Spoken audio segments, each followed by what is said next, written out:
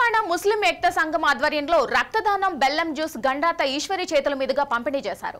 మొహరం మాసంలో ప్రతి యువకులు రక్తదానం చేసి పుణ్యాత్ములు కావాలని తెలంగాణ ఏక్తా వెల్ఫేర్ సొసైటీకి సంఘం అధ్యక్షులు షేక్ ముజాహిద్ తెలిపారు. ఈ కార్యక్రమంలో ఉపాధ్యక్షులు సాకిట్ పాయింట్ సెక్రటరీ జుబేర్, ప్రధాన కార్యదర్శి అల్మాస్ ఖాన్ తదితరులు పాల్గొన్నారు.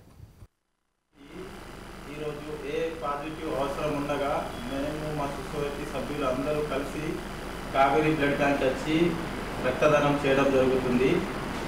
వారి పేషెంట్ కుటుంబ సభ్యులు ఎక్కడ దొరకని ఎడల మా సొసైటీని సంప్రదించి మాకు ఇట్లా ఆపరేషన్ ఉన్నది తొందరగా కావాలని చెప్తే మేము అందరం కలిసి సొసైటీ సభ్యులు వచ్చి మన ఈ రక్తదానాన్ని మన ఇమ్రాన్ గారు ఈ మొహర్రం సందర్భంగా చేసుకొని హుసేన్ వారి షహాదత్ని గుర్తించి జ్ఞాపకార్థం చేసుకొని ఈ రక్తదానం చేయడం జరుగుతుంది.